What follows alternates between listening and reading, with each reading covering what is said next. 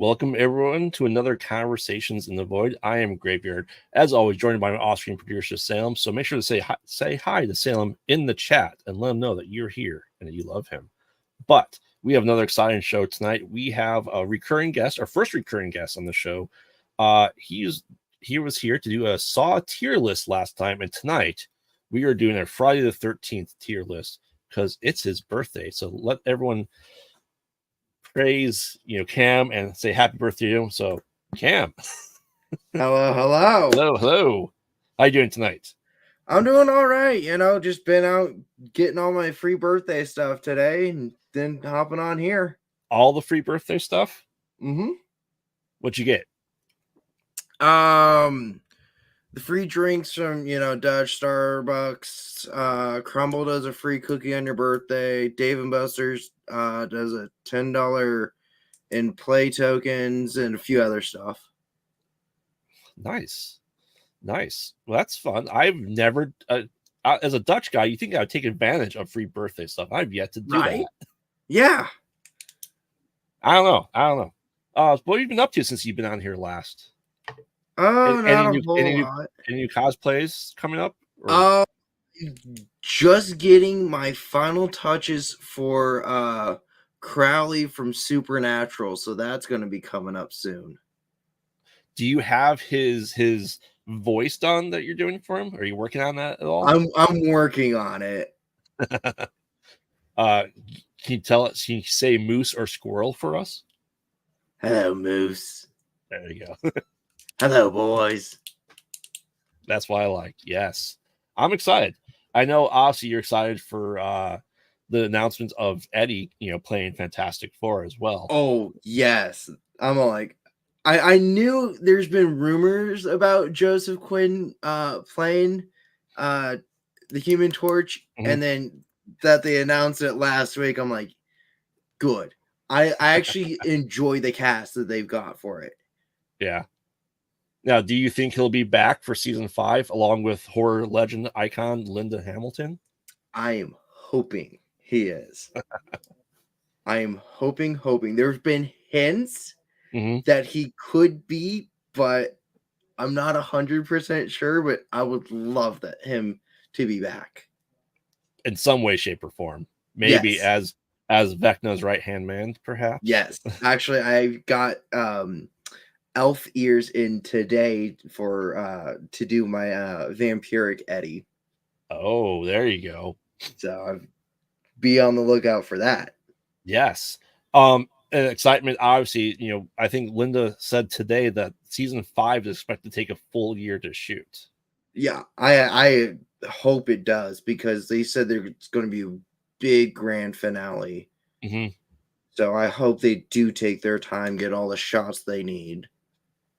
Yeah. I mean, you for all we know is that you'll have a different version of Eddie to cosplay as. Maybe he'll come back as some undead, maybe vampirish, maybe pale skin, maybe have an arm missing from the bats that took it off. Exactly, all bloodied up and eaten. Yeah, I think that'd be huge. I think that's going to be an end of the era of Stranger Things. I don't know if the spinoff will ever really take off for it. Unfortunately, I know they've got a few spinoffs planned. I know that for sure, but to see if any of them actually take fruition and get off the ground of just oh, we have this planned. Yeah, for sure. Like I said, I'm excited. You'll have to let us know when you have your new cosplay ready to go and do some promo shots and stuff like that too. I will. I'm getting it ready for Gym State here in 2 months. Oh, it's in 2 months? Awesome. Here in April, yeah. Sweet. Which I'll just need to try to remember to actually take photos during. Yeah. I have this bad habit of going to cons and forgetting to take any pictures of myself in cosplay. Now, with your Crowley, are you going to try to find moose and squirrel at cons? Yes. Well, what's even funnier is I already have a Dean cosplay. Really? I have a Mark of Cain Dean. Ooh, that'd be interesting. I'm working on a season 1 cosplay. Really? You should do photo shoots with your 2 different cosplays as, Oh, I'm planning on making it's a few handing, videos. the cane knife Yes. to him, right? I think you should do that. I think you should also film with green screens, 2 back and forth conversations from you and Dean as Crowley and Dean. Oh, that would be amazing. Oh yeah, absolutely. And instead, you'll just have to find someone else to play Sam. There we go. Yeah. You need a much taller person to play Sam. Yes, and someone who actually can grow their hair out to Sam's length. Yeah, for sure. All right, you ready to get into this Friday the 13th franchise tier list? I am. All It has right. been a hot minute since I've seen all of them, so this is going to be interesting. It's been a while for me too. I think I watched them through recently. I'd say in the past year, not for the podcast. That's coming up in preparation of the Crystal Lake TV show that's coming out this year as a prequel. So I'm excited for that. So just kind of a reminder then for us and anyone who's watching right now or later, kind of what we're going off of here. And I'll give a quick premise of this. So obviously we got to start with the original 1980 Friday the 13th, starring Kevin Bacon, Adrian King, I can't remember Pamela Voorhees' name, but one of Kevin Bacon's first horror movies. What are your thoughts on this? There's no Jason. I mean, there's no Jason as we know him, right? Except for the pop up at the back. Left. There's the jump scare at the end. Mm-hmm. Spoilers for anyone who hasn't seen these movies, but this 44-year-old movie, yes. Yeah, but if you haven't seen it, what are you doing? So, I'd give it low A, high B, because if you know Friday the 13th going in expecting Jason, yeah, it's a little bit of a letdown, but it's a good starting point of this series. So you're saying that you want it about here? I mean, between, I can't put it between right now, just because I'm actually using the tier maker tool this time as to paint. I mean, so I'm giving this honestly probably an S. Okay. Just because it is the first Friday the 13th. It was originally supposed to be a parody of Halloween. Really? Yes. They said we need to make something in the vein of Halloween, and we're gonna make it kind of as tropey as possible. Mm-hmm. Really setting up the camp counselor trope that took off and became its own thing. And I really like this because you don't see who the killer is. You have zero idea who the killer is. True. So it's more of a whodunit and thriller with slasher mixed into it versus, it's Jason all the time, every time. Uh-huh. So that's why I give this an S tier, because going back for people that aren't inundated with Friday the 13th and don't really know it, yes, it's jarring to not see Jason Voorhees, but it set up this franchise. True. Okay, well, how will we get a solid A then? Solid A? I think so, just because it's great to me. It hits all the marks. It's a slasher. It's a whodunit. And you can kind of watch and go through it. And true, because now that I remember, it's all from her point of view, so you don't know who it is. Right. And it's really funny when she gets decapitated. It's Tom Savini's hands, so they're hairy man hands for missing blades. Right. I forgot about that. Yeah. So to me, that's why I said that's why the ranking is there, because it is. Because I remember watching it through the first time and seeing that going, what the heck? Yeah. Yes. All right. Next up, we have part 2, which does include our first appearance of Jason Voorhees grown up. And what's jarring about this movie, still maskless. Yes, he's wearing from a his burlap. iconic mask. Yes, he's wearing a burlap bag in this. And we see him as an adult and kind of being that destructive force that we know him as. I think it's for a sequel movie, for a slasher sequel, they do what is now the standard of, if the final girl survives it and is in the next movie, they kill her off immediately. Right. Which is now a standard. It's a trope to do it. Obviously, Scream averted the expectation of it. Mm-hmm.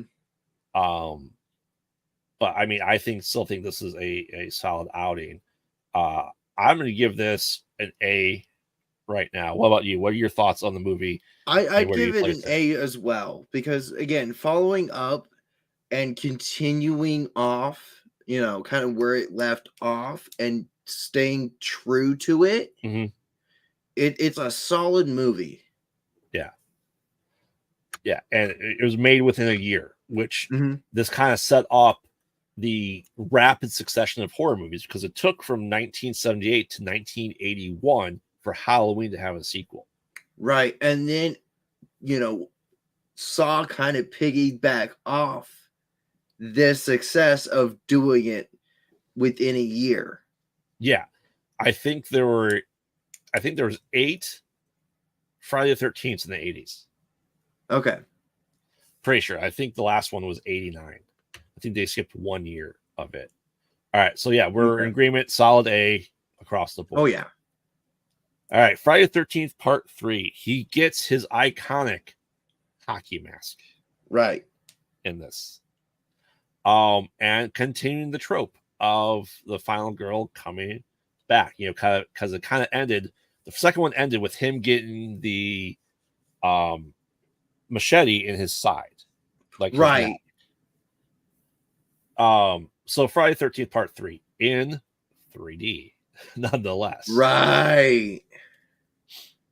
So what are your thoughts on this movie, if you recall, it? I'm trying to remember. Isn't this the first time that we do see the mask get damage to it? Yes. Yeah, he gets the hatchet kind of to the head. Yeah, like isn't it centered or off to the side? It's about like right here. Right. So then we get that iconic crack. Yes. Okay. Yeah. And they did kill off the final girl relatively quickly again, right? She was supposed to. I don't know if she actually came back. No, because this has the convenience store and the bikers, and it's not really a camp anymore. Right. It's the road trip. Yeah. It's Friday the 13th on the road. Kinda, yeah, for sure. But the 3D is, you have the 3D effects. So you have to do stuff that looks good in the 3D. Right. Isn't this the really cheesy spear shot to the camera? Yes. Just because of that, I want to give it like a high B, low A. I mean, yeah, I can kind of agree with that. It's still iconic. It's still the trope of cheesy. It is iconic and stuff, especially, how not well those 3D effects have held up to the test of time. Yeah. It's one of those, I need a laugh, but I want to watch a horror movie. Right. And the Friday the 13th logo goes smashing through the glass at the beginning too. Right. Yeah. And kind of the disco-esque remixes of the theme song to go with it too. Right. Yeah. I'm giving this a low B because it is really cheesy. It didn't take very long for this not to take itself seriously. Right. I think that probably lend us to the bottom of B. Yeah. For this one. All right. Enter Corey Feldman, part 4. The final Friday. This is the last one of the franchise. It's the final one. Right. the final Friday. Yes. Yeah.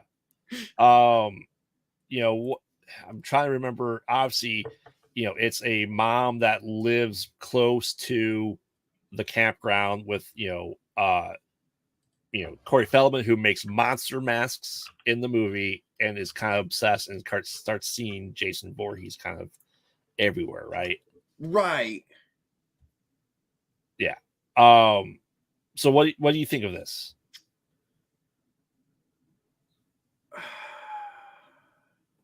This does have the iconic Crispin Glover and people dancing jarringly to the wrong music. Oh, right.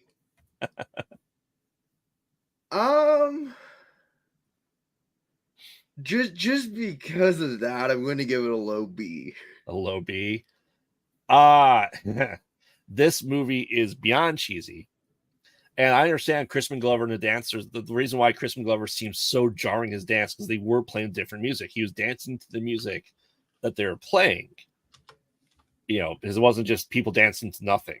So he was doing it, and then they didn't get the rights to the music, so they put it in a different song they had rights to. Right. His Corey Feldman's mother kind of gets kind of killed like unceremoniously off screen. Mm-hmm. For that and the fact that Corey Feldman then shaves his head, darkens his eyes, so he looks a little sick. And Corey Feldman at 12 essentially kills Jason Voorhees. Right. To me, that's a C. This big monster that we have is defeated by, something to the face and then a couple slashes across the back. Right. So, yeah. Solid C then. Yeah. And they allude to the fact that, maybe Tommy Jarvis is going to take up the mantle of Jason Voorhees because he's sick as well from his traumatic experience of meeting Jason for like 3 minutes. Right. Yeah. So solid C there. Friday the 13th, Part 5, New Blood. If anyone, this is a spoiler for a movie that's now about 40 years old, 39 years old. While you have someone with the mask that looks like Jason Voorhees, it's not Jason Voorhees. It's not at all. We have Tommy Jarvis back, but not. We see Corey Feldman as a flashback, and we see Tommy in essentially a ward for wayward teenagers, almost like a mental institution, along with other people that need to be taken care of. We have the slow guy that wants to offer candy bars, gets hacked with the guy with an axe that's just chopping wood. Mm-hmm. And it's a kid's father who's the paramedic that saw the death of his son that snapped and then started going after the kids at this halfway house, essentially. So it's not Jason Voorhees. And he gets impaled on barn equipment after falling out the barn. Right. Okay. What do you give this one? What do you think? About a C to a D. It's D territory for me. And it is for everyone else. Quite honestly, there's reasons for this. I'm gonna put this down to a D. Yeah, a D. Just because this is the Halloween 3 of this franchise. Right. There was no Michael Myers in Halloween 3. It's not Michael, but it's Michael. Yeah. So it's like I said, people don't like it just because it's not actually Jason Voorhees, and they go, okay, this is a mistake. So let's wait a year, and then 1 year later we get Jason Lives, where once again it is another Tommy Jarvis story. He's kind of being the main protagonist that continues in this franchise at this point in time. He's so concerned about Jason actually being dead, he breaks into the cemetery, impales him with a piece of the iron rod fence, lightning strikes it, and reanimates Jason. Right, the Frankensteining of Jason. Yes. So implying that Tommy Jarvis at 12 did in fact kill Jason Voorhees, and then in fact brought him back to life. And then people don't believe him about what's going on. They're like, oh, it's crazy Tommy Jarvis. Yeah, you can laugh at how he got brought back, but it's not any laughable in any other way he's been brought back either. And this movie kind of cements him as a deadite, an unkillable thing that just comes back no matter what. True. Is it cheesy? Absolutely. Does it make no sense? Absolutely. Absolutely. Is it a solid B for me? It is. What about you? I was gonna, it's a B, C, for me. Where do you want to put this on? Say B? We'll say B. Okay. Next up, we have, what was that one even called? We have obviously the New Blood. Yes, we get psychics and telekinesis in this one. And this is when Kane Hodder is brought in. Yes. For Jason. The quintessential Jason Voorhees. Who is my Jason Voorhees? To know. Yes. Yes. Are we going a little weird with telekinesis and psychic powers? Yes. Yes. They decide to, drag him and drown him in the lake at the end. Right. And using, she collapses, the dock from her abusive dad, and that kind of reawakes Jason Voorhees in the original one. And then she kind of rewraps the chain around his neck and into the rock. So she places him at the bottom of the lake. Right. So now we have kind of an unkillable machine here versus a telekinetic person, which, it's the 80s and it's pretty funny. Mm-hmm. Is it ridiculous to have telekinetic powers? It is. Yes. I will give this kind of between a B and a C. What about you? I was thinking C, just because of the telekinetic powers. Yeah.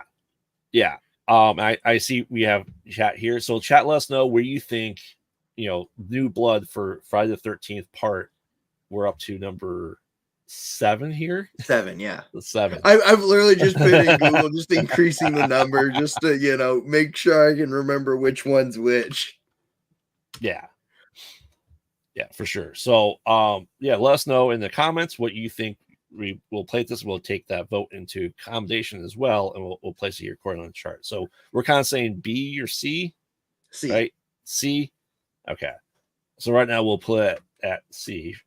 Because you were saying between a B and a C, and I said a solid C. Yeah. So. All right. Jason goes on the boat trip. Jason takes Manhattan. And briefly goes to Manhattan. Right. Yeah. Yeah. So we still have the telekinetic protagonist from the last one, and she's taking, as you do on the senior trip, somehow this Crystal Lake is now connected to New York City. Because isn't it technically speaking in New Jersey? I thought Crystal Lake was somewhere, I want to say Pennsylvania. Okay. I don't recall. All I remember is somewhere along the East Coast. Yes, it is. So it's Jason takes a boat trip. We have the people that are, shooting the music film for the video. Lots of drugs. We have the domineering uncle that's just a complete asshole to his troubled niece. And then, hey, let's take a group of 15 teens to New York City for their high school graduation. Most people I know are very disappointed in this movie because he doesn't really take Manhattan. Yes, he goes past some punks in Times Square, lifts up his mask, and kicks their boombox. That's what he does to them. But he does get into a fist fight with a wannabe boxer and does literally punch his head off. Mm-hmm. And does drown the uncle in sludge and toxic waste in the alley, and ends with him being afraid of water and kind of getting the disgusting New York City sewer toxic burning him alive. Where you put this one? CD.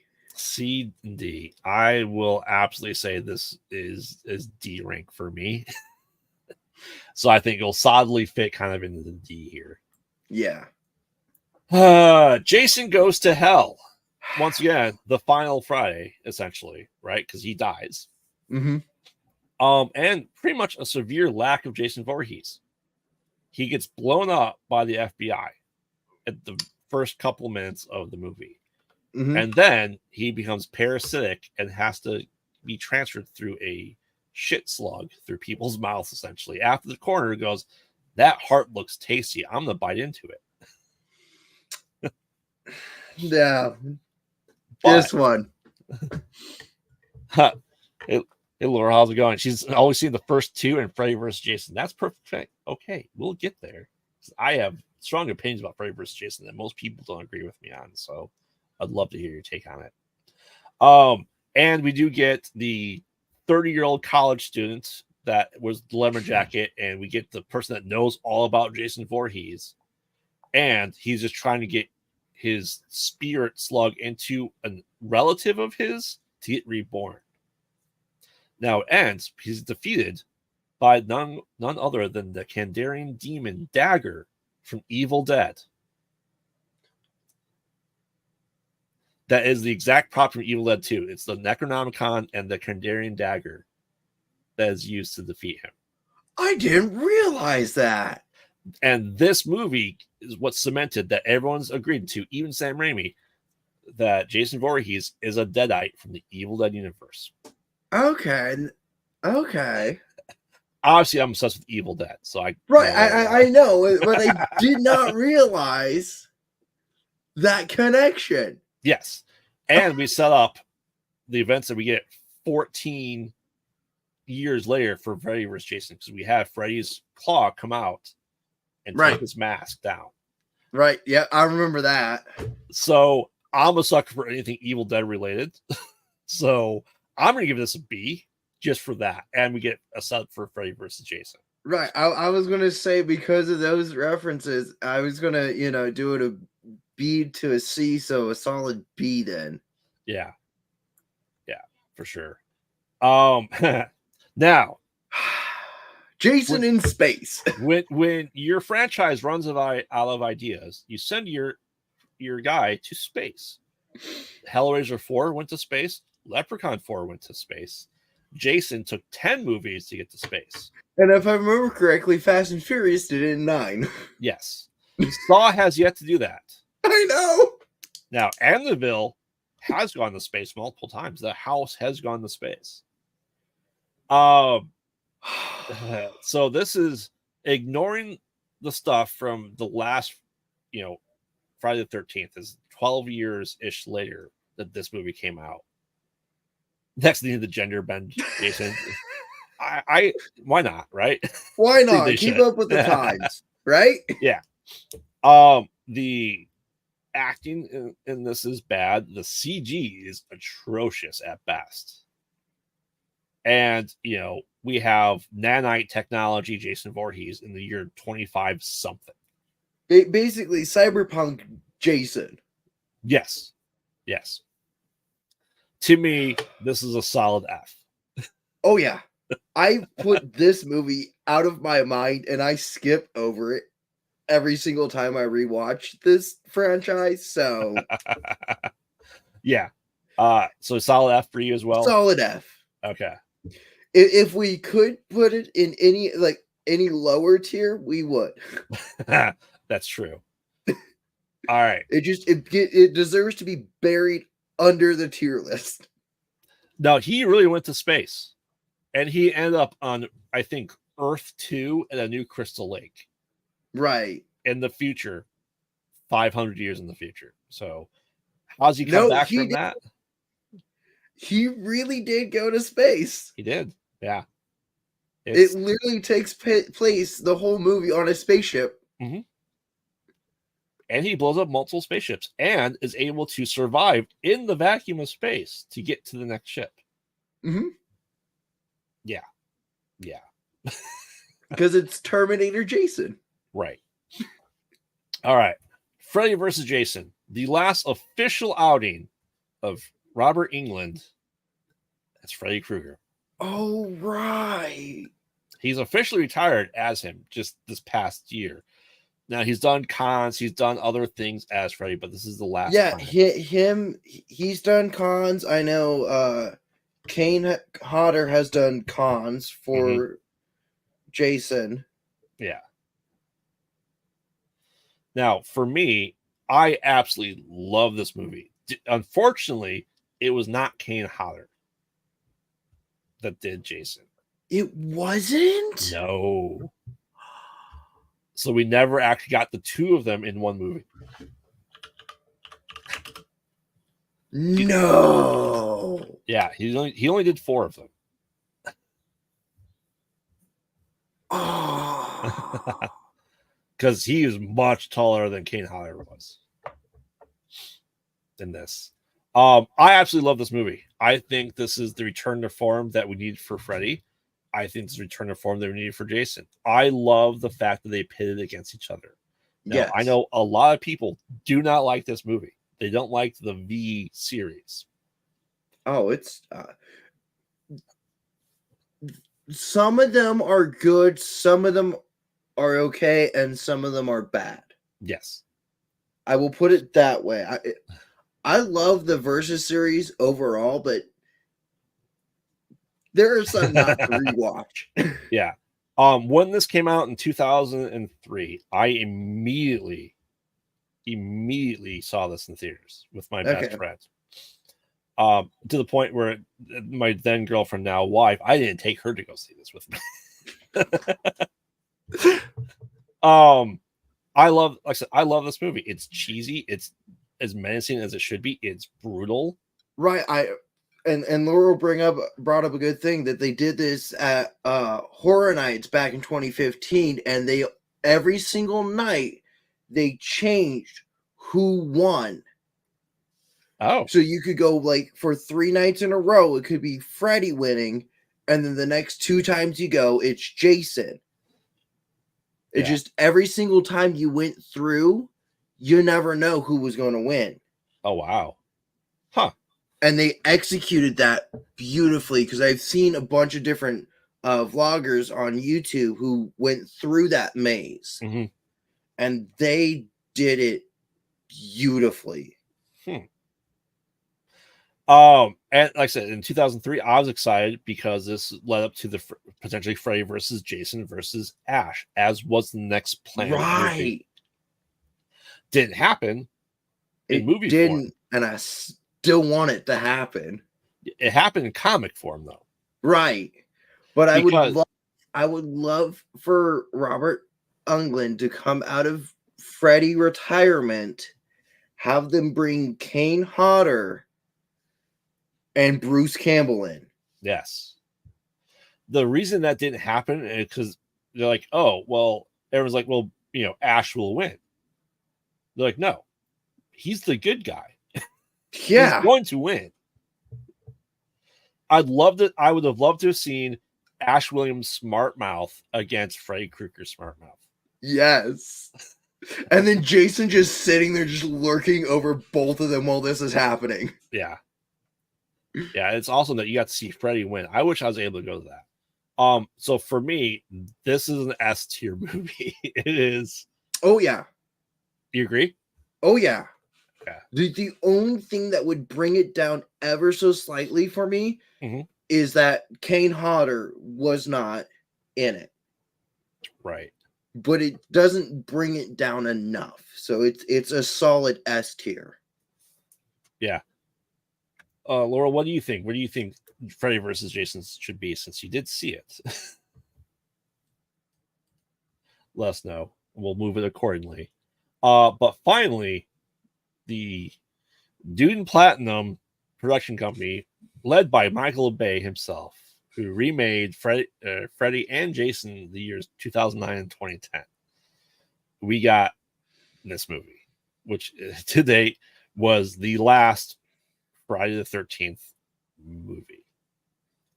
Now, for anyone who hasn't seen this, it is parts 1 through 4 in one movie. Mm-hmm. We essentially see Pamela Voorhees getting her head chopped off, and then we see their burlap sack. Sweet. She also says Sweet. S. Yeah, for sure. And then we see him get his iconic hockey mask again. Mm-hmm. And we do get Sam Winchester in this. Oh, right, he was. Yes. Jared Plenke, yeah, is in this movie. Now, having seen the last true Friday the 13th movie that was like 9 years before this was a good return to form. It went back to the formula, and it was goofy where it needed to be goofy, and it was brutal where it needed to be brutal. And I thought it was interesting because we're introduced to, a group of friends that are looking for a pot farm, and they get killed, and then one gets taken. And then we see that Jared Plecky's character is looking for his sister. Right. Yeah. You definitely need to rewatch this. And then we get introduced to a new group of friends, and they all die. And then it's just Jared Plecky and his sister that survive, and then they chop off his head at the shrine that he created for his dead. Right. Okay, this is where I remember the shrine. Mm-hmm. That's the most vivid thing I remember was the shrine. Yeah. I think this is a solid movie. I think it's a good recap of 1 through 4. Oh yeah. And I had hopes. I go, okay, if this is the new Jason that we have, and then we got, unfortunately, the Freddy that we got. I thought maybe this is return to form for slashers, and it wasn't, unfortunately. I think it should have been, and we're just now getting back into them as slashers. Right. To me, this is a solid A. How about you? Oh yeah. So it's a solid A because of the recap and all that. Yeah, for sure. Laura, let us know what you think, and we'll move it accordingly to tally up your scores. But I think this is I think we need to make list. an F- tier for for the one movie. Yeah. And like I said, we got to give the props to the franchise as a whole because, like I said, that's what Saw did. Saw just put out 6 or 7 movies within 6 or 7 years. It was, I think, the first 7 within 7. I think within 7, but at least within 10. Because I think they did wait a year or 2 for some of them. They waited a couple years for Jigsaw. Right. They waited a couple years for Spiral. And then a couple years after that for X.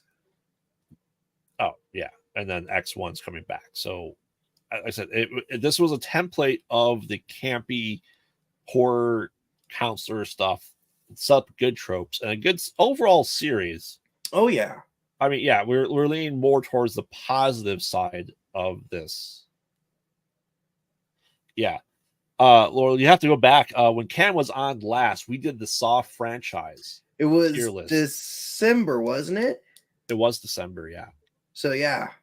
Yeah, I'll link you to that YouTube episode, and we'll change the tier list. And I think we should do the tier list on the Found Footage group as well, just to get more opinions there too. Just to get a little bit more of an accurate. Oh yeah, absolutely. Tier list for that one, since it was mainly just the two of us. Yes. Yeah. Yeah, I said this has been a blast. I think, Oh yeah. I love doing, if we ever do Resident Evil, we'll do Resident Evil for sure. Oh yeah. And in fact, Laurel, if you want to be the guest on that, you can absolutely be the guest and do the tier list with me. Because I'm thinking the next time I'm on, we should do Nightmare on Elm Street. Ooh, those are rough. I know. I know. It will probably it's gonna be pretty much the complete opposite of this one. Yes. I mean, yes and no. But you remember, I have Jason Voorhees. Right. and I got Freddy Krueger right here. So Well, I rep both of them. I know a few of them that will be up, A, and S, but I know one in particular is C, D level. Oh, there's one that's F for me, and it's the Michael Bay one. Yep. Okay. See, I put that one, out of my mind because of how terrible it was. So yeah, that one is definitely an F. Oh, Laura wants to do the games of the Resident Evil. Yeah, Ooh, absolutely. yeah. Absolutely. You can definitely come on for that. I haven't played them in a hot minute. My co-host Salem plays them a lot. So we should get some good voting in there too. So Oh yeah. all right. Well, thank you everyone for joining us tonight. And Cam, as obligatory as we do here, you ready for your horror trivia question? Sure. We'll see how this one goes. Okay. What actress played Tiffany in The Bride of Chucky? Oh shit!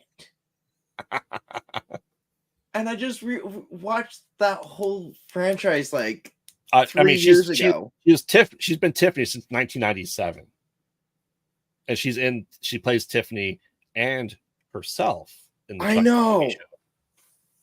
Oh.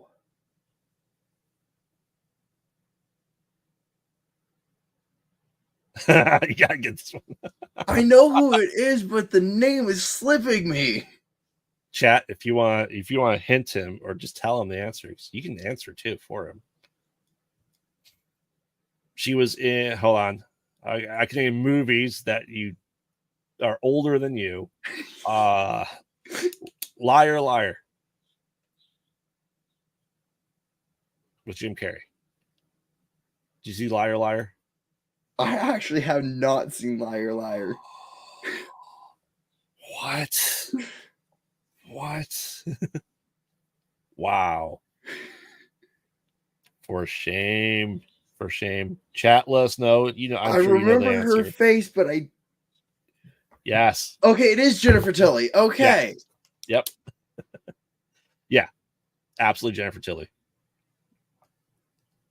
It's okay, Cam. Yeah, I had like I had 3 different names going on in my head. I'm like, I can't remember which one it is. All good, all good. Well, thank you everyone for joining us tonight. Cam, give us your pluggles, man. Where can people find you and follow you? You can follow me on Instagram at CamCosplay0. I'm over on Distance Nerding, but I have not been on in a hot minute, and I need to get back on there. But you can also find me in their Facebook group, the Nerdington Post. I've just uploaded a bunch of the Super Bowl trailers, and I've got a few more other things to upload in there. So you can catch me over there. Awesome. Thank you, Cam. And as always, I'm Graveyard. You can find me here every Wednesday, Conversations of Void. You can listen to our new podcast every Wednesday on ComicConRadio.com, along with the sister channel I'm part of Distance Nerdy. Make sure to check that out. Follow us on all social media at Pod Out at Night. We do great stuff and interview really awesome people and have fun on the show and other shows that we are doing. Also, check out everything we do with the new production company I'm part of, Horror Raven. And we have new movies. We have a TV show pilot we're filming this summer as well. So make sure to follow us on Facebook at Horror-Raven. And if you are a fan of found footage, if you like horror in general, make sure to go to our found footage Discord server, which I have in the description below, where you can talk to Laurel as well and talk to all us horror nerds in one community and promote the shit out of your stuff too. We love indie filmmakers, so make sure to check us out there. Yeah, and we'll see you next time, and make sure to not get lost in the void. Good night.